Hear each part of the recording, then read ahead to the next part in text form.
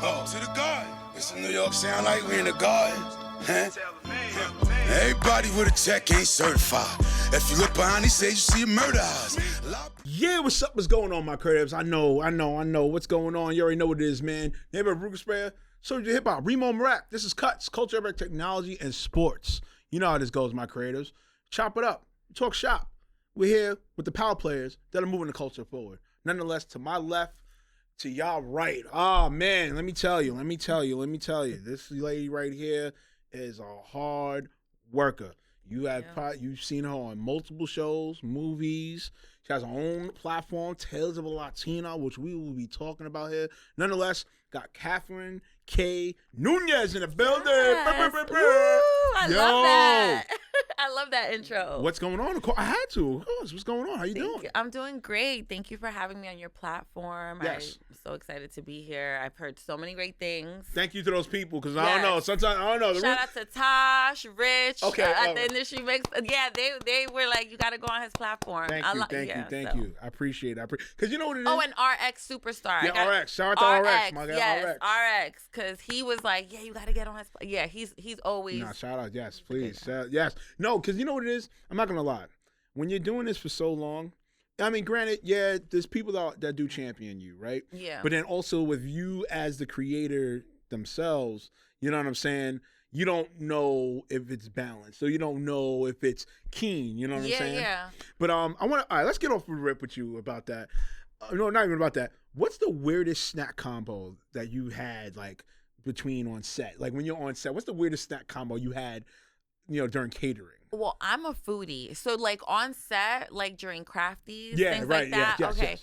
I mean, they have everything. They have so many options. So I'm like, I will eat everything. But the craziest, I don't know. I really haven't had anything crazy. But like at home, I'll do like pickles and peanut butter. I know that sounds weird. Okay. But they don't have that on set. Like I don't know. Like, I mean, on set, we can eat anything.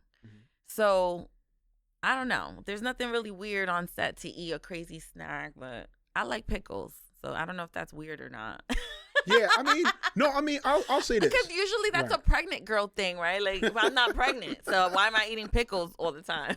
No, right. No, for me, I'm not going to lie. I mean, I've been on many sets and stuff like that with acting and everything.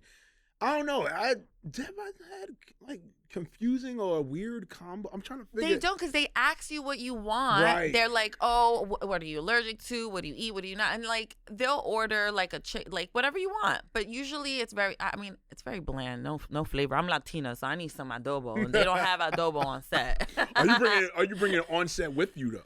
You know what? The next time I am, because now, like, Beyonce brings her hot sauce, I'm going to start bringing my adobo on set. All right. I want to ask you, too. Have you ever brought Tupperware? Did you bring, like the save or to take from set? Oh, to take from set? Yeah. No, Okay, but right. that's smart. That's smart. Whoever, that's smart. Like, yes, because there's so much food on set. Mm-hmm. Like, I mean, I've been on all different types of sets. I've been on independent sets where they're like, we're just going to order pizza and like, that's it. But then I've been on sets where they literally cater like a full on like meal. And I never thought about taking food home. I just want to get in and get out. But now I am. Now I'm bringing my Tupperware. My career, if she wants to, she could do that. No, but I mean, I'm not going to lie. So when I first got into the game and I saw that, like I went on a Law and Order set, right? Oh my God. And I first saw that. They must have had really good food on Law and Order. In my head, I'm like, wait a minute, people really be bringing Tupperware? That means they've been doing that a really long time, so they know. They know. See, I've been acting for like professionally for 7 years, so I don't feel like I've been on enough sets. I've been on like a few sets, but not like that where I know what's gonna happen. The background actors, they're there all the time. This is what they do, so they know to bring their Tupperware. I would bring my Tupperware now. All right. If your life had a theme song, right? What would it be? And for bonus, what's the dramatic dance you would do to the song? Okay, so I love Britney Spears. I think it's "Oops, I Did It Again." Like that would be the theme song to my life, because oops, there I go, I did it again. I done messed up. If something happens, but no, I mean, and the dramatic dance that I would do, I mean, I'll just do whatever comes to mind. But I like to twerk. I don't know if that's dramatic. I'll twerk. Twerking dramatic goes crazy, but okay. Twerking to "Oops, I Did It Again" is crazy. That, if I see you on the gram, on social media, twerking to "Oops, I Did It Again," oops, I did it. It had a little ring to it. That would be wild. It got a little ring to it. It got a little ring. Oops, I'm gonna twerk to the beat. If your future autobiography trailer were narrated by any celebrity, dead or alive, who would it be and why? Oh my God. It would definitely be Earl Jones. Okay. Is it him? James Earl Jones? James Earl, yeah, Ooh. him. Because he has such a great voice. Interesting. I love his voice. I want him to narrate anything. So yeah. Wait, He's the Verizon. He's the Verizon. Yeah. Welcome to Verizon. Yes, I want him to. Welcome to Katherine K. Nunez. Yes, because it would just bring that drama. It would be like, yeah, people would tune in because that man, anything he did, people were tuning in. Right. So I would. So what would the intro scene be? Like, how would you want it to be?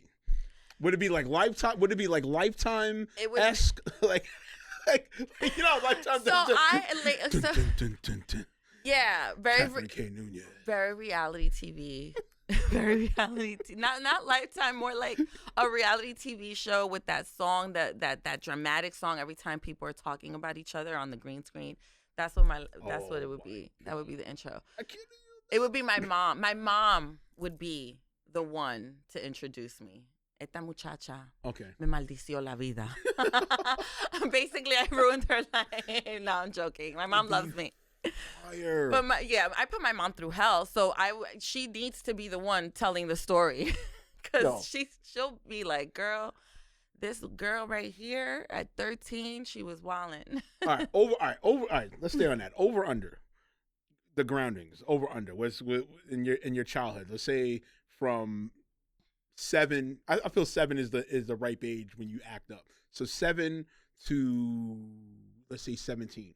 What's the over under on punishments or grounding? Like what would be the punishment? Yeah, like if you was acting up, like my mom used to wait for me downstairs of my building with her rollers on and a chancleta and a belt, and wait for me to come home to beat me up in front of my friends that would, because I used to sneak out.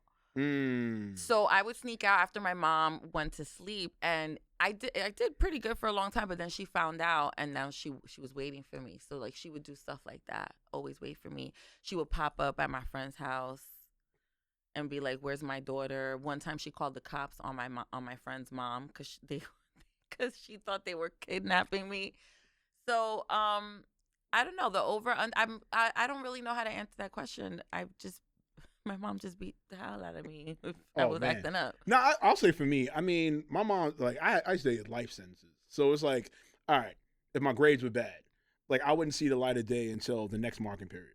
So let's say my mom, it'd be like 2-3 months. So your mom was good because my mom was good too, but she tried the best she can because she was a single mom. Mm-hmm. She had me and she had my little brother, and I was a very rebellious kid. Okay. And I would just say a lot of like crazy things to my mom. And she would just be like, "Oh, you getting your ass beat." But she really worked full time. So she had no control of what was going on when she was at work. Right. So I had a lot of freedom to do a lot of bad things. Not that I was doing bad things, but I was having like hooky parties. People would come to my house, hang out. Like I was like the one kid that my parent had a full-time job. Everyone else was like housewives or just didn't work. Right. So I had a lot of freedom. My mom couldn't keep track of everything. So when she could, she would just hit me. But that's a Dominican thing to do, okay? Now we don't do that. But Dominicans growing up, it was that belt to ass. Listen. And am I allowed to curse? Yeah, you're allowed to Oh curse. my God, I'm so hello. sorry. Do you know who the host is? I'm sorry. I always ask because you never know. But yeah. Yeah, if the host is the host, trust me. But yeah, I had belt to ass, and I didn't really get grounded much. Mm-hmm. Like, I mean, I was wilding, and then I was a mom at 16. Okay. So at that point, it was like, all right, I'm grown. It's over. I'm grown. It's over. It's over. Can't beat me up now. But my mom still beat my ass. My mom will beat my ass right now. Like if I do something that she don't, like. My mom would be real quick to go on my page, and she'll like, what are you doing? Why are you wearing that? Like if I have a see-through lace dress, I'm a model. I do a little bit of modeling. I have a Right. lot of designer friends. They make pieces for me. A lot of Right. those pieces are sexy, and she hates that. So till this day, my mom still like reprimands me. Hey, You listen, never mom, stop being a child to your parents. mom is being mom. What can Yeah. we say on that? All right, let's get to it. Let's get to you being a multi-hyphenate, right? Oh, You yeah. acted, executive produced, and hosted. Be Yes. honest. Do you ever argue with yourself creatively? Actress Katherine versus producer Katherine. Let's talk Let about me those tell you talks. something. It's so much easier to be talent because you don't you just show up on set and you have to, do what you need to do and then you get out. But when you're executive producing and when you're the creative director and you're like the one that has the vision, your brain is constantly on go. Like it just never stops. So for me, like I do like my executive production hat that I'm wearing because I have a lot more control now. It's Right. like I run the show.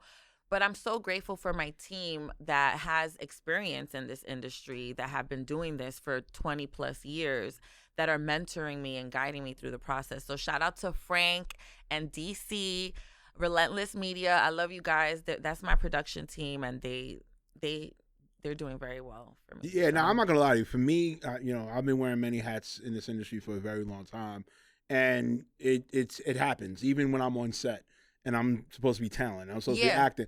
I look at certain things. I look at the lighting. I think about it like, all right, do they got the cameras in? What thirds do they have the cameras in? And the coverage? What coverage are gonna do? I'll be really like in tune. When I started acting, and I was on set a lot more than I was, because I started off as a model, then I got into acting. Modeling is not easy, but it's a lot easier. You're just putting on garments and walking down the runway. You got to make it look good. Right. It's not easy, but it's a lot easier than coming onto set and now you're an actor. You have to emotionally connect with your characters. That's hard too. But then me as a creative, while I was on set as an actor, I wanted to help with production. And that's how I knew that I wanted to produce my own show, and I wanted to help other people produce their own shows, because so many people have a vision that they don't know how to like put together or even like put out. Right. Because they don't know. They've never done it, but they have so many great ideas. And I feel like that's the lane that God is like pushing me towards. Like help other people pursue their dreams and achieve their goals. Yeah, no, and I'll even say too, even like I said early on in my career, being, I started background acting, I was a one-line actor and everything like that. I was the type that would like, all right, you know how they let you go like holding or break? Yeah. You go holding. I would like you make a left, and I would see it go to like the editing rooms, or I would like really focus on what they would do with the angles and stuff like that. Or even if they told us like, okay, go on a 90-degree angle on the walk. All right, why did you tell me to do that? And then I would look at how they position the shot and everything like that, which is interesting. It's so important. Oh my God. Those little things, those little details, when they tell you, hey, can you just take a few steps here? That's because the shot is gonna gonna change the shot and the trajectory of that scene. Oh yeah, by far. Yeah, by far. So let's go to the next one. I like all these questions. When you're on set as an actress, does executives producer brain ever pop up like, we need this? I mean, you did explain about that, but do you ever like you be like looking, yes, you be like, yo, hold on, that lighting gotta go higher. Yes, I do. That happens to me, but also in acting school and in acting classes, they teach you that as an actor, you never want to like overstep your production and what they have going on. You're there to be an actor, do that. And if they ask you, sometimes it's a feeling too, because there are moments, maybe if you're comfortable enough and you feel the vibe and you can tell the director, hey, what about if we did this?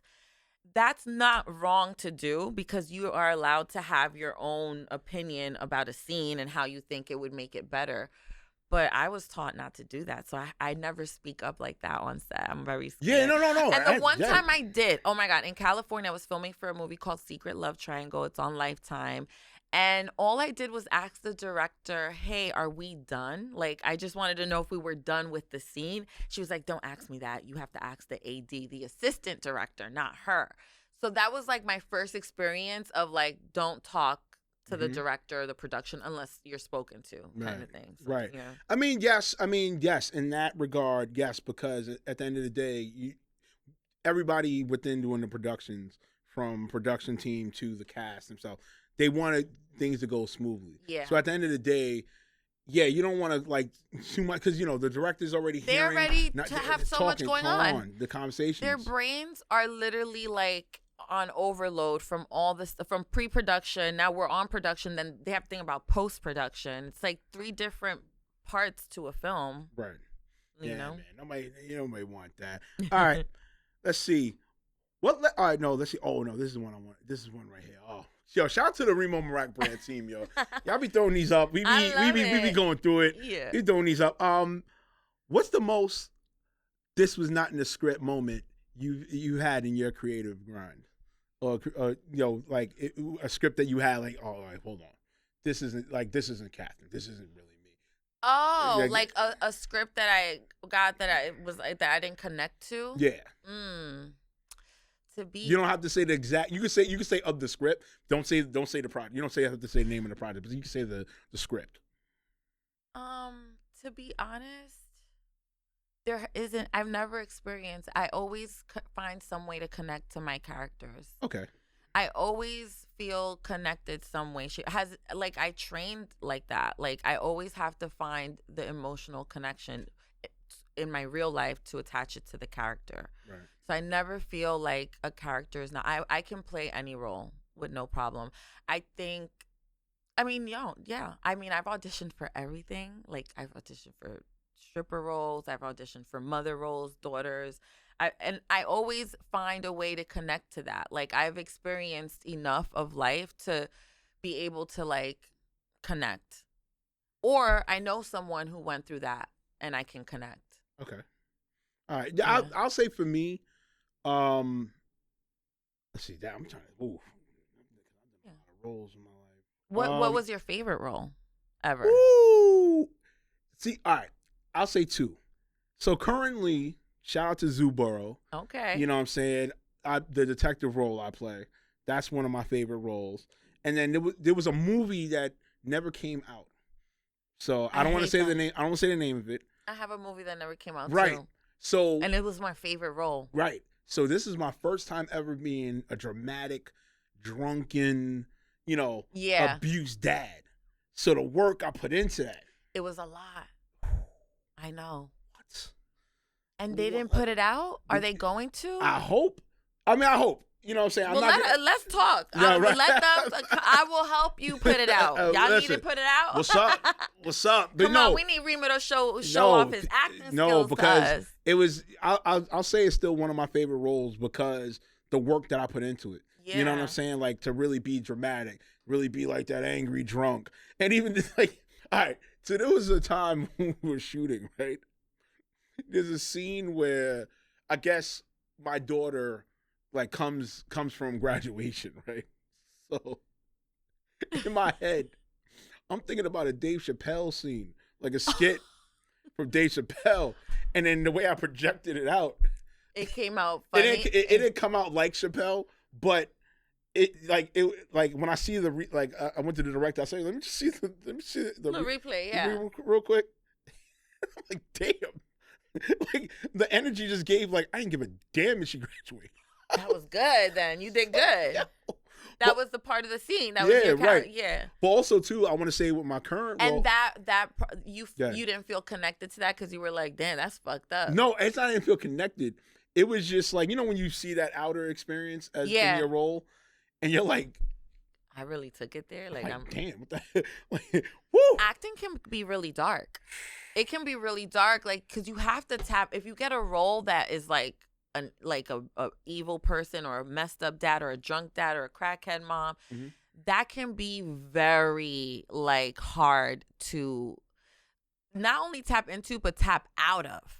Because if you really go in, you can sometimes. I've had moments where I've brought in that energy home. People are like, can you don't be? We not in the movie. I'm like, oh my bad. I'm sorry, guys. I didn't mean to yell at y'all like that. My bad. No, but I'll talk about that. So my current role, as Detective Anderson on Zoo Ball, Yes. right? Yeah, I'll tell you. So I was on their second season of their show. It was a show that went and turned into a movie, right? Yeah. So in the second season, I'm coming into being this detective. So I'm doing like I'm a big wrestling guy. I'm a big wrestling fan. Okay. Right. So a good amount of times, I would bring that type of energy in when we were shooting, right? So a few of the cast members, they knew I wasn't really a cop, but some of them really thought I was a cop. Right, because of how The energy well you, and all that stuff like that. So at the premiere, what happened? At the premiere, they were a good amount of them wasn't trying to talk to me until the main people on the show We're like, let's take a picture cool. No, with. yeah, he's cool. Don't worry about it. Because they thought I was a cop. Yeah. So they spoke and they like. It happens. Yeah, no, It's it like- happens. People really believe you're that person. You did so well Right. that people were like, oh, he's really like that. Yo, son, it never fails in this industry. Like Yeah. and that's always the thing, right? Like when you doing these roles or how you connect with people within the projects, right? Yeah. The projects that we do and stuff like that. It's like it's astonishing to see like, okay, wait, you guys really believe I'm that person? Or if you play like the snobby mom, right? Yeah. But then when it's cut, and they're like, "Man, she mad cool. She chilling with us. She watching videos with us. She chilling or whatever." Yeah. It throws it's like it throws their people mind off. off. Yeah. Oh my god. It's the beauty of acting. Yes. All right, we're gonna touch it. Let's touch on your home rules in your journey from Weehawken. Right? Did I say- Weehawken. Excuse Not me. weak. We not weak out here in these streets. No. and Weehawken to NY Hustle to create your own platform. What was the moment that made you go, "Oh, that's why I started doing it"? What was that moment? Oh man.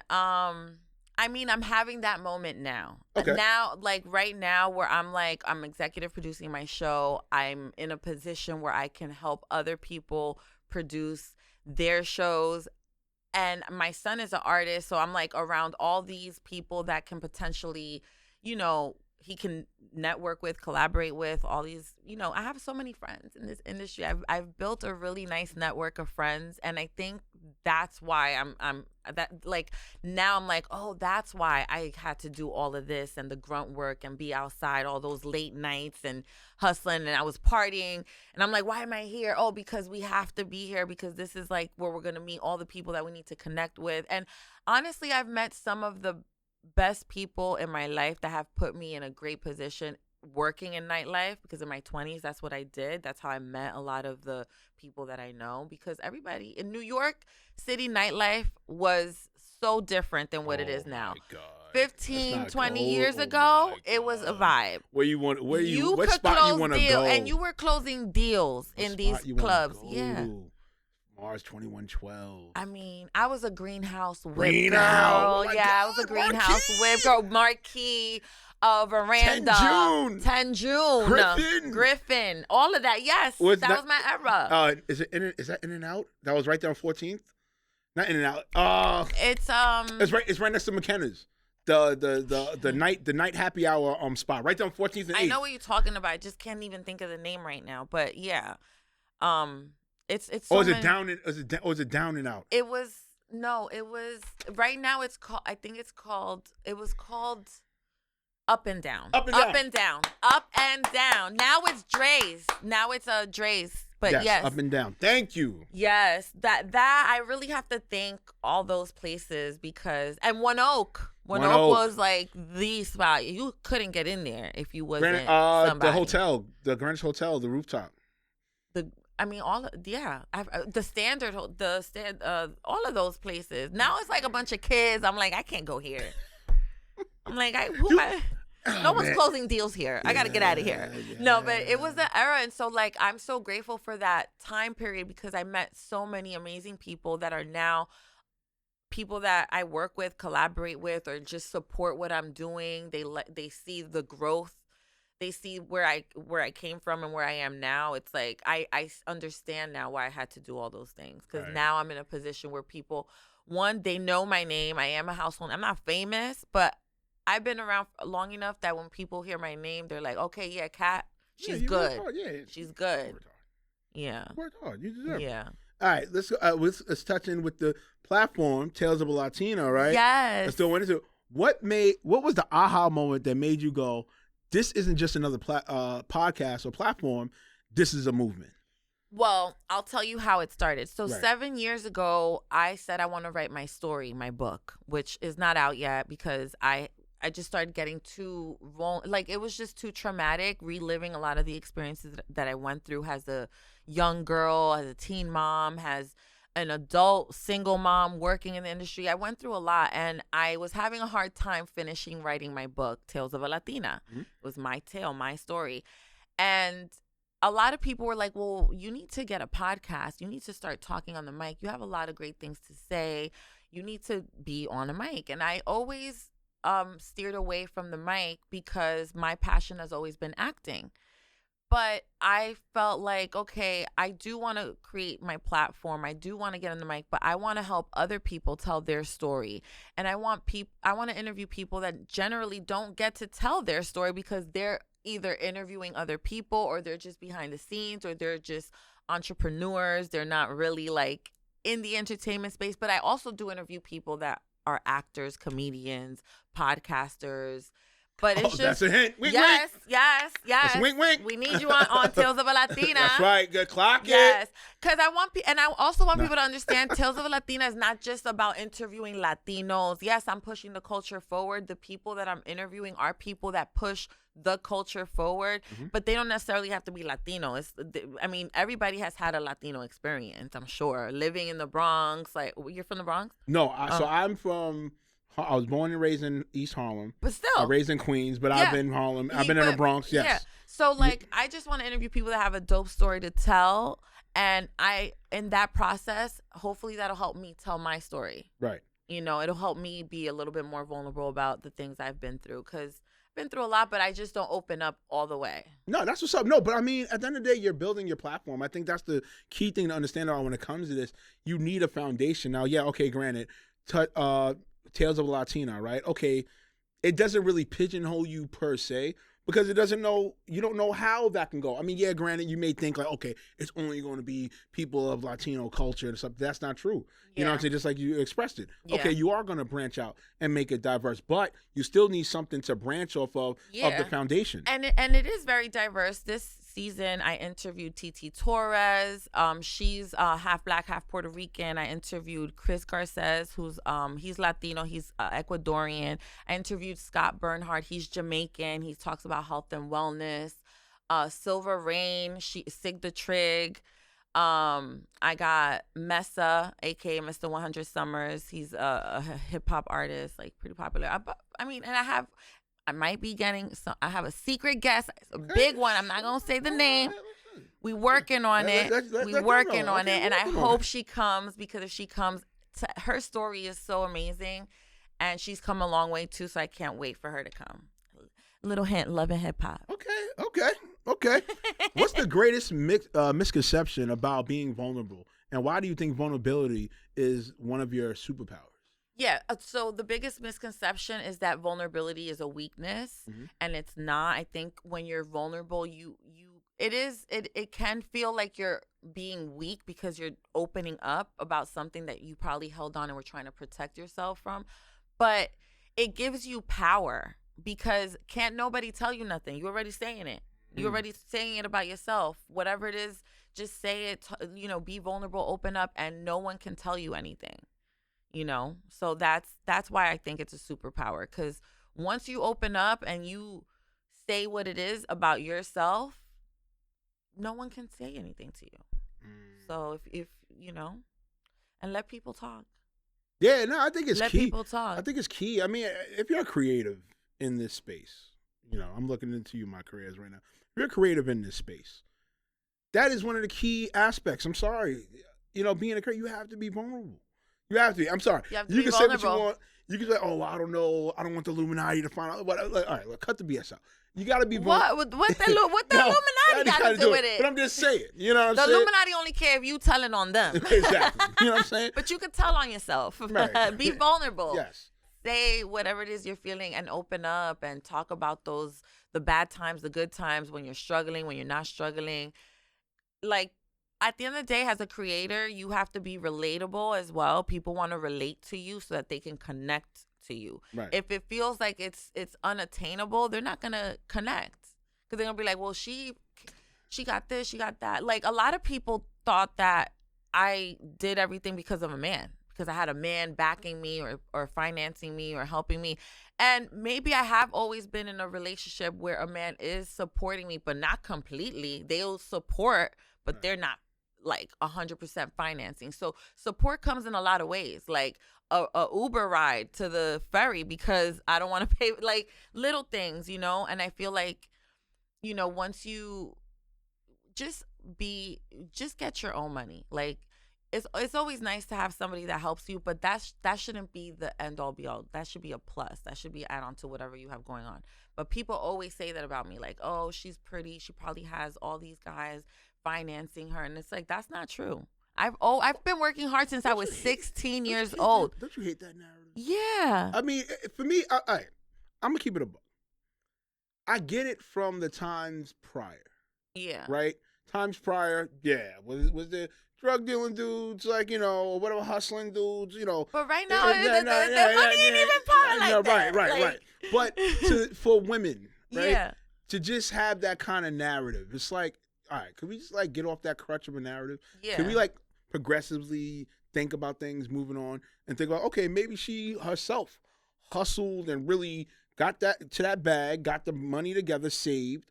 You know, maybe maybe not a couple of shoes, maybe not a couple of bags, maybe not the hair and nails done. It may not be done, you know, that week per se, but you know, women are getting to their goals. You know what I'm saying? Women are getting to their goals and they're doing what they got to do to get to it, and I love that. You know, that's what's up. That's Get what's to up. it. All right, we got a couple more. Let's go right here. Let's see. I like this. All right. Be honest right now. Have you ever improvised a line that was so good that you wanted to send yourself flowers? Oh, yo! Shout out to the Reemo Meerak Grand team, yo. We be wilding in pre-production. Have I ever improvised a line? Right, improvised a line that was so good that, you know, that you gave your own self flowers. You wanted to send your own self flowers, like. Well, I mean, yeah, like there's a movie that's not out yet. You're talking about films, right? Like a line in a movie. And of anything, it could be TV, film. Your career, I always have great, like, I'm always, like, if you hang out with me enough and we have a good time, you're gonna see, yo, Kathy's really funny. Like, I have a personality. Like, I can crack jokes, like a lot. I feel like I should do stand-up comedy, but I'm not, because that's a whole different animal. But I always give myself flowers. I always try to pat myself on the back because it's a tough industry. You don't always get, you don't always get to reap the benefits of the work that you put in. Yeah. You don't always get to reap the benefits of the work you put in, but as long as you love what you do and you are proud of yourself, that's all that matters. Give yourself flowers and you know, don't have that imposter syndrome. You do belong at that table. That's something that one of my guests, Honey German, she told me on season 1 of Tales of a Latina. She was like, you know, you don't be afraid to have a seat at the table. Of course. No, hell no. Of course. And, you know, for a long time, I was always afraid to sit at a table because I felt like I wasn't good enough, or they don't think of me in this way. Let me just stay on this side because, you know, they're not even going to pay attention to what I'm listening to because they just think I'm like talent or just a pretty girl. But I had to really own into my boss energy, who I truly am. I'm a mother. I'm a multitasker. I run a whole household. I'm a boss. So if I can run a household, I can run a company, a business. I can do it all. That's how I feel. Yeah, I mean, listen, man. At the end of the day, man, when it comes to this, like, field and industry, and the times we're in of the industry, right? The entryway is not as rigid. I mean, yes, it has some challenges, but it's not as rigid, like, let's say, like 15 years ago. Yeah. You know what I'm saying? 15 years ago, I don't think if somebody would have said, yeah, I'm going to create my own platform, or, oh, I'm going to create my own production. It was so much harder then. They wouldn't even know where to start because you needed so much more than you need now. Now all you need is your phone. You can literally, you know, your phone is like your money. Mm-hmm. So Yeah, I mean, and also too, I think us as creatives, because that's gonna naturally come because of the years you put in, that you're doing everything to reach to that top status. Yeah. You know what I'm saying? So at the end of the day, until you ignore that buildup of anxiety or that buildup of doubt, Yeah. you know what I'm saying? And people always want to attach a number, like, oh, when are you gonna, like, at what age are you Right. gonna stop doing what you're doing? It's like, Right. I'm always gonna be a baddie, so I don't have to stop doing nothing at any age. Like, I literally can do what I'm doing for the rest of my life. Oh yeah, of course. You As know? long as you stay with the plan, you stay consistent, and you keep building the relationships and building healthy relationships Yeah. within this industry. I think that's the thing we always say that here, right? My creators here on Cuts, we always say that. You know what I'm saying? The relationships is the number one ingredient that builds your success or Yes. keeps you going forward in this industry. That's a hands down. Yeah, you have That's a to- non-negotiable. That's a hands down. Yeah, you have to cultivate those relationships. You have to show up for people the same way you want people to show up for you.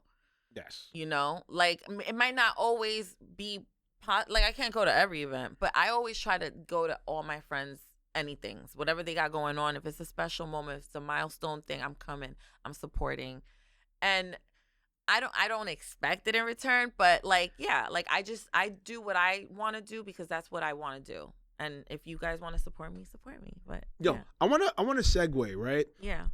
All right, so when I would see you, it's like it'd be at events, like we'd crossings at events, right? Yeah. So there was a particular one, you sat right next to me, literally. hold on. No, you didn't act funny enough. Okay, good. We Yeah, were cordial and shit, Okay. but you sat right, like, directly next to me.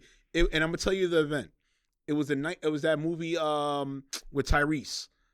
Oh yes, yes, Um, you did sat next to me. yeah. I remember. We Yes. I know what movie you're talking about. Is it 1990? No. It oh was. my- It was a movie with the actor that passed away. I always Yes. forget his name. Yes, he I'm so bad with names. yeah. I know y'all by face, not by name. So I'm literally right next to you, right? yeah. I'm like, oh, sad. It's Catherine. I was like, oh, sad. It's crazy because you was with two Yeah, other girls. You I was was with two with other Lynn. women. Yeah, I was with Lynn Hobson. Yes, and Moneyland. Yes. You were Moneyland. I forgot the other woman, right? So we was over there chilling, and I think I was making a couple of comments. Yeah, right? during the movie. And I think you and Lynn were like, yo, some of this dude, he's mad funny. Like, what is he talking about? Because that's what I do. I'll be commenting, or I'll say something about the angle or whatever. Yeah. Oh, that was a bad angle. Why did they do that? Yeah. That's dumb. That's stupid. Or whatever, right? So fast forward, shout out to Industry Mixer. So I Yes. see you at Industry Mixer. Again, we're all chopping up, and then just to attest to your story, you was doing, the funny stuff you was doing at the party. Yeah, you was doing like hilarious stuff. And I'm like, oh, stop. I was like, yo. And not to say that I didn't think anything of you, but it was Yeah. like we didn't really have that connection Yeah, like that yeah. yet. But I was like, oh, stop. Yo, she's mad funny, son. Yeah, so I have so many different layers to me, and they come out at different times, right? Like, sometimes, like, at a movie screening, I'm more on, like, my actor vibe. Let me be, Right. And then at a party, at an industry mixer with my friends, I'm, like, having tequila and we're drinking.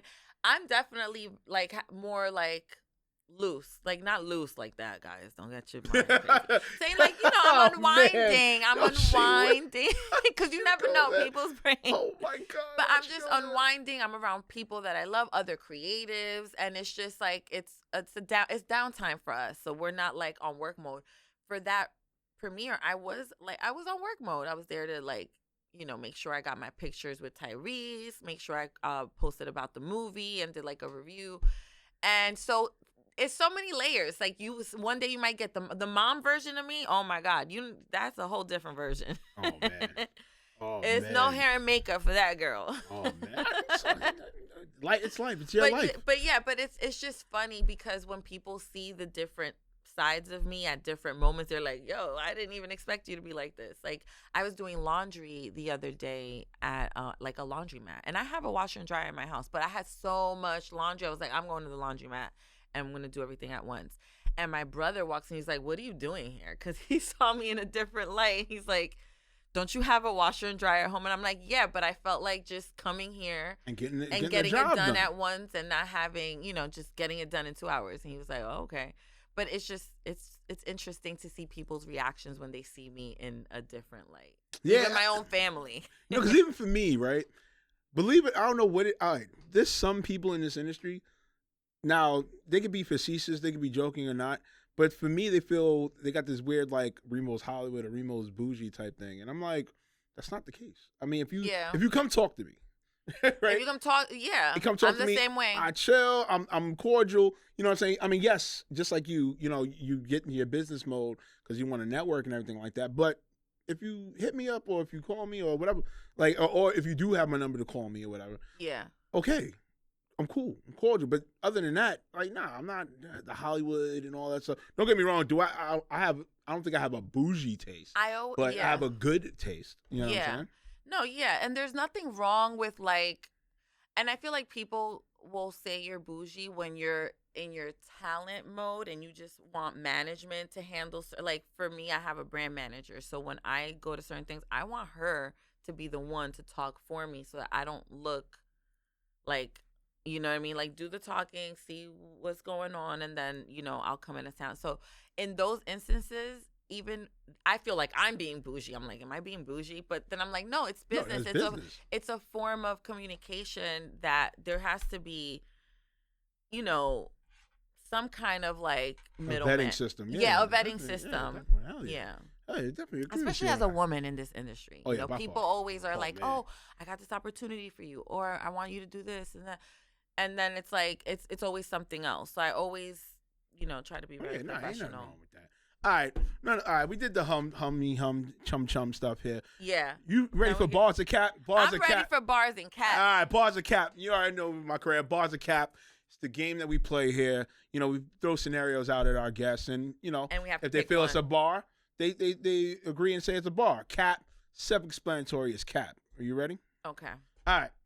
Every actress secretly rewrites at least one line in her head before delivering it. Bars or cap? Bars. I would speak on the bars. So I feel like if there might, like when it comes to, you're not supposed to change the script like when you get it. Like that's the standard. But if you feel like there's a more comfortable way of saying something that makes more sense to you, you know, just do it and see how it goes. Don't be scared. Because the worst they're gonna do is tell you, "Oh, Kathy, that wasn't the line. You got to say it again." You know, because there's a script analyzer on set. Yeah, a supervisor. A script supervisor. Yeah, right. And they literally are like paying attention to each word that's being said, and if you're saying what's on the script. So sometimes the director might be like, you know what, keep it. That was fine, no problem. So it's always good to take a little bit of a risk in those situations. All right, that's what's up. All right. If I don't feel slightly scared of a role, I shouldn't probably take it. Bars or cap? Ooh. If I don't feel slightly scared of a role, slightly scared, like you know, if you don't have a fear built in of a role, you know what I'm saying? I probably shouldn't take it. Bars or cap? Cap. All right, about cap. Yeah. I feel like if a role doesn't scare you. You mean like, I mean, well, what would scare you about the role? Well, all right. So, all right. I'll try to for my team. I know. Team. We be some mind game up in here. We be cooking. We be cooking and pre. So I think what they're meaning in that is, at times, it's happened to me. I believe it's happened to me a couple of times, but I didn't not be afraid of role and not take it. I still did it. You know what I'm saying? I think when we get the script, sometimes we get the script. Or or you may be one that they tell you about a possible idea for a role, right? So then you read it, you read the synopsis, you see about it, and then maybe it may not be intertwined with what you feel to do or believe to do. You know okay, no, bars, yeah, okay. Because there are times where like a script, if the character and what it requires of you is too much, and it could be too overwhelming for whatever you're dealing with in your life at the moment, right.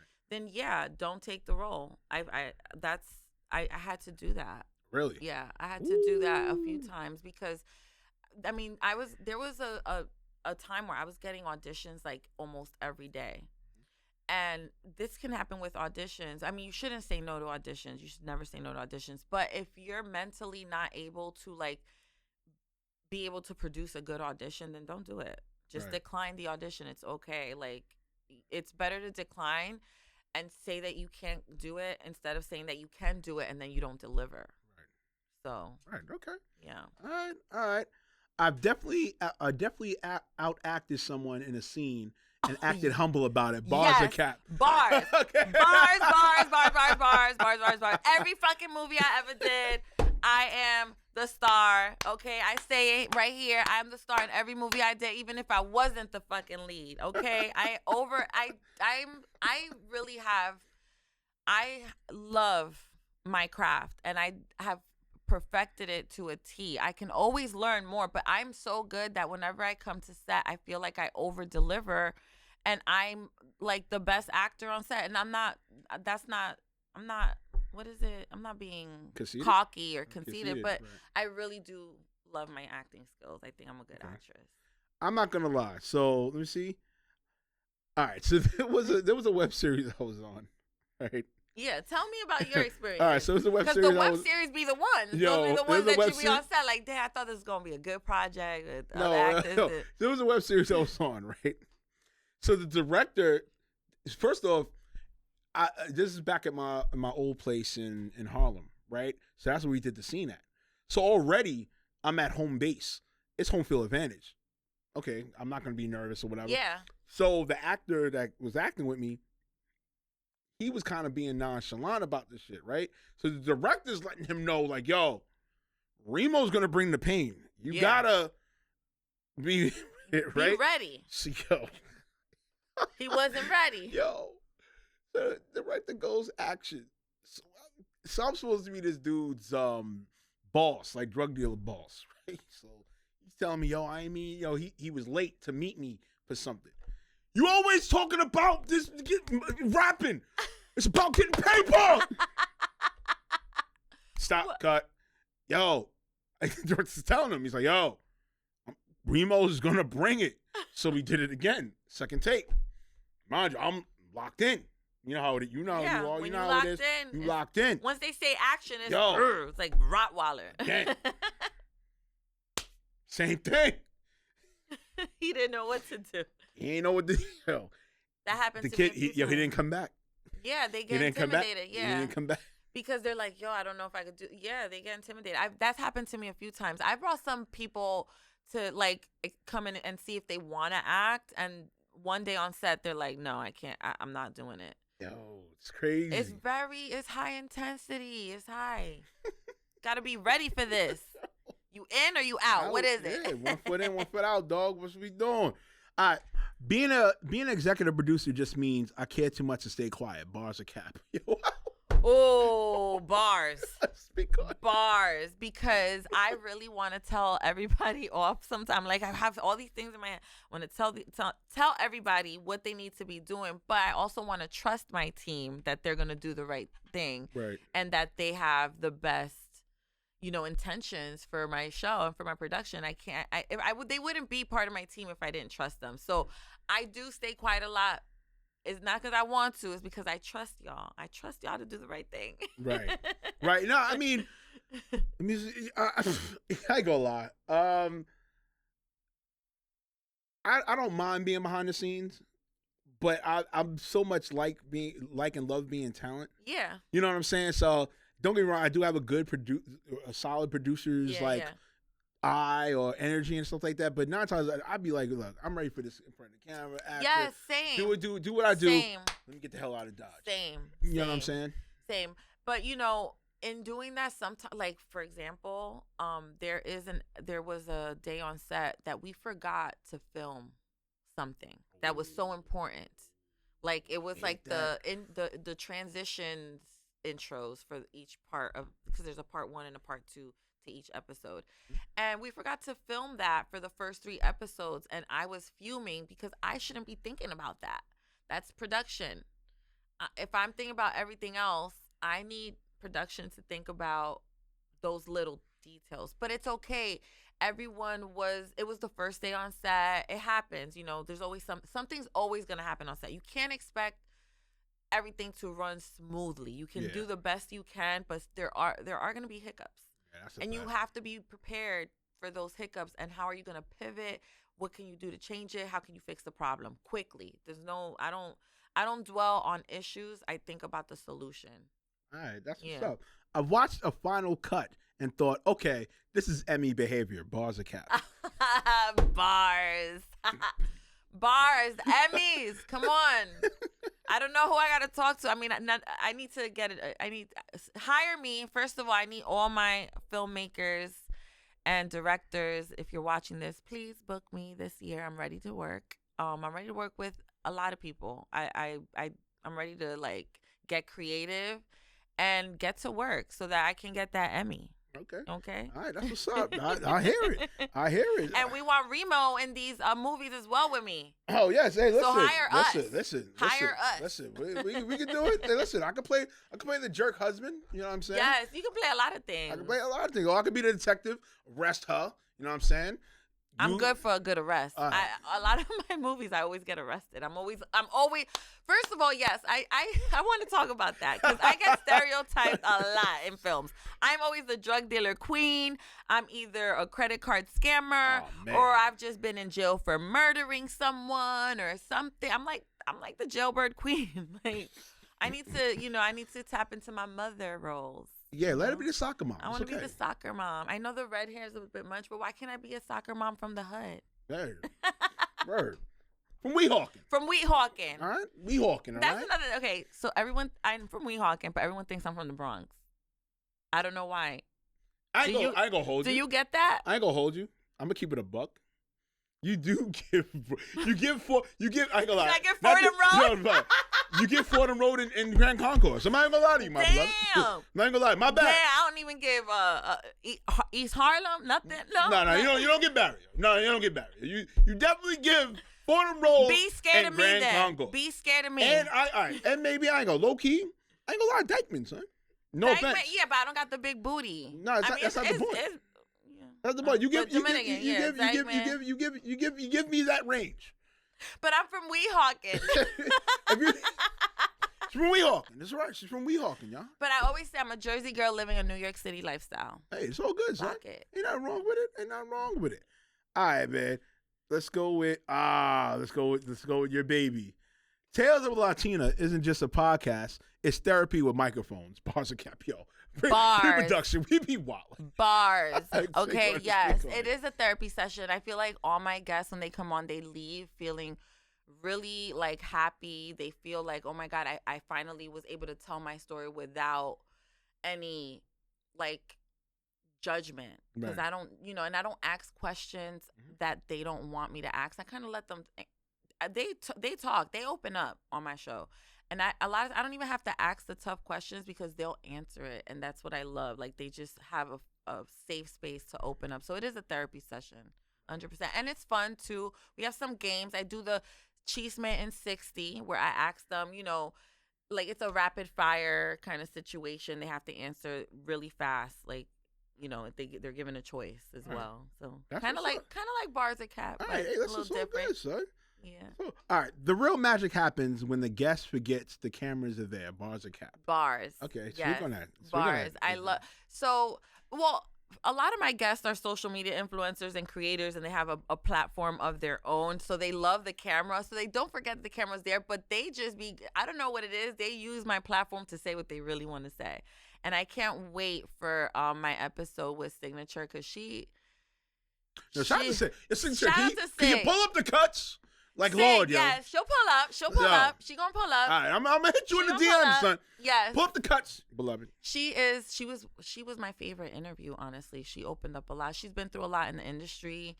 This business is not easy. Even she's super talented. Oh yeah, definitely. And it's just, so you gotta watch it. Yes. Gotta watch it. But she opens watch up, it. yeah. All right. Latina creativity hits different because it's rooted in survival and celebration. Bars of cap. Ooh. Bars, yeah. Because we're just trying to survive, but we're gonna party. We're gonna party about it. We might be struggling, but we're gonna still have a good time on set, at home. Like we enjoy Latinos, we enjoy the struggle, I think, a little bit. Not that we like enjoy struggling, but like the journey of it all, we're not gonna cry about it. We're gonna get and the through resiliency of it. It's resilience. Yeah, we're very powerful people. I mean, just like my African Americans, like we're very powerful people. Like we move in numbers. We know. I mean, when any one of our cultures does something, It's up. It's up. It's up. The Definitely sales up. go up. Oh, yeah. The views go up. Yeah, it's up, son. All right, there's at least one episode that left me emotionally drained in the best way. Bars of cap.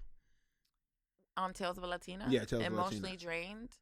No, not me. I don't think my show does that to anybody because we have a really good time. I don't want to emotionally drain myself or anybody. I mean, production is draining, and it can be exhausting, but I wouldn't say emotionally. Okay. Yeah, emotionally it's not draining. I think emotionally it's like a relief.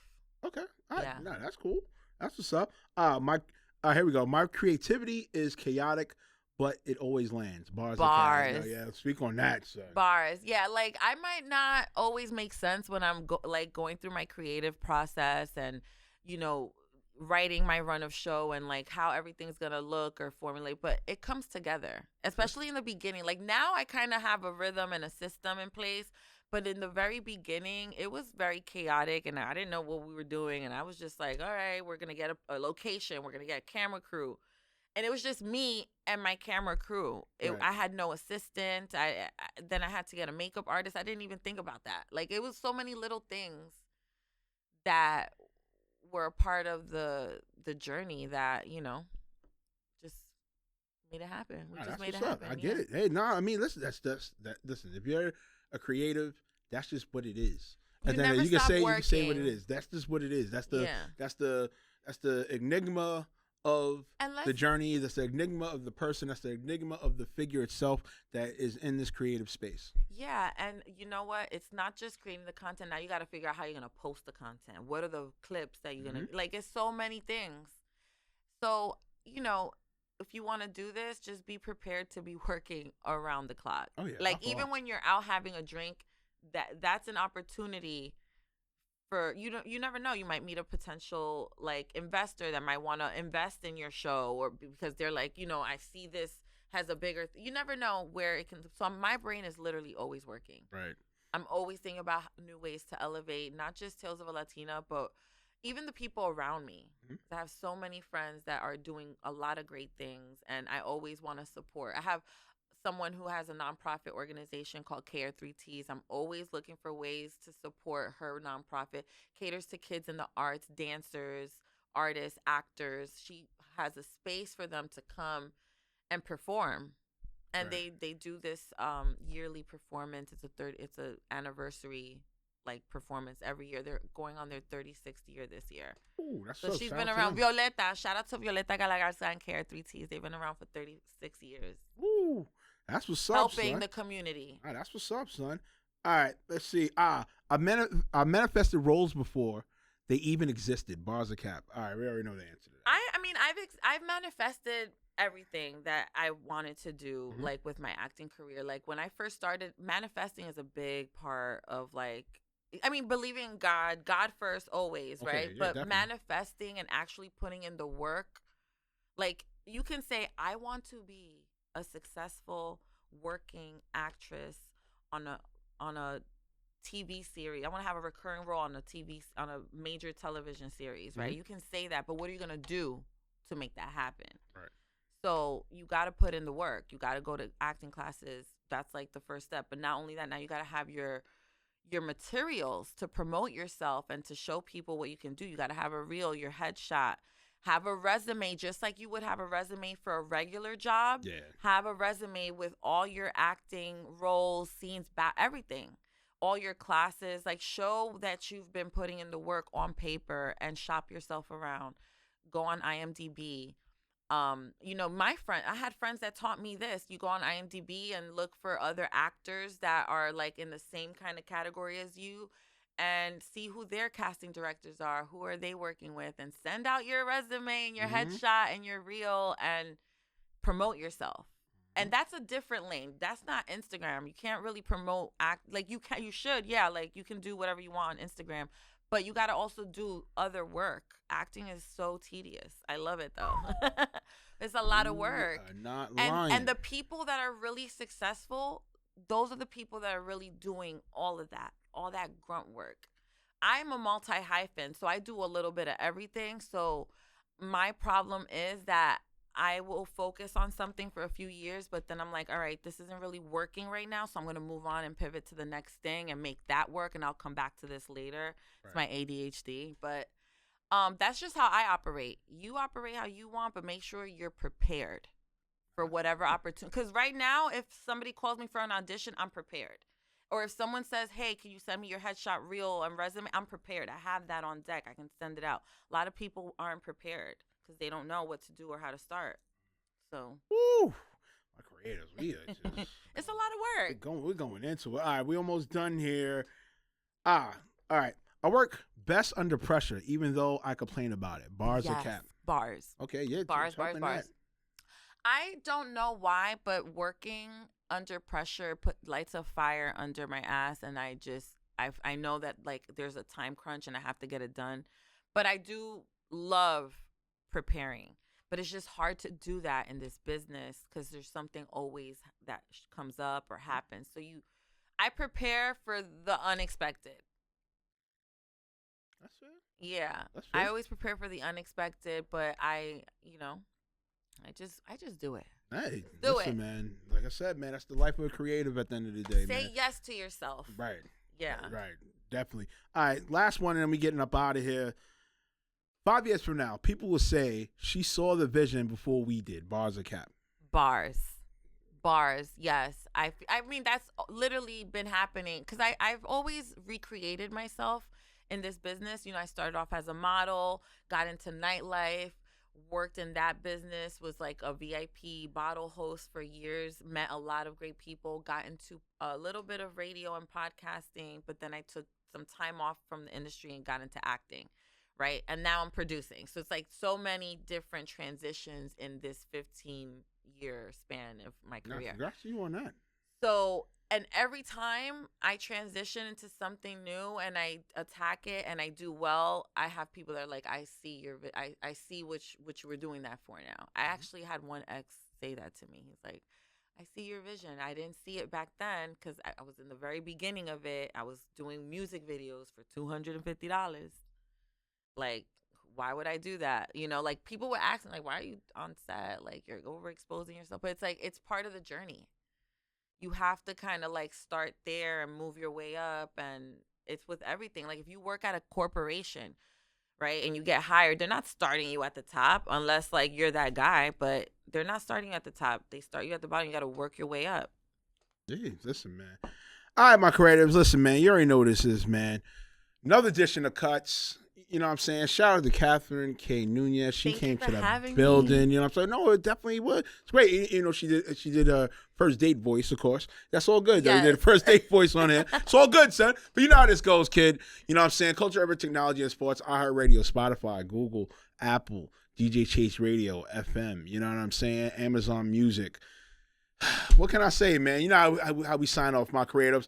Hands over the eyes. Ain't the one, baby. It's the two up. Turn the two over.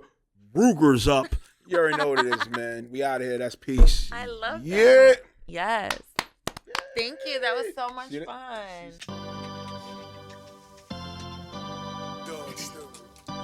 Oh, to the garden. It's a New York sound like we in the garden. Huh? Everybody with a check ain't certified. If you look behind, he says you see a murder house.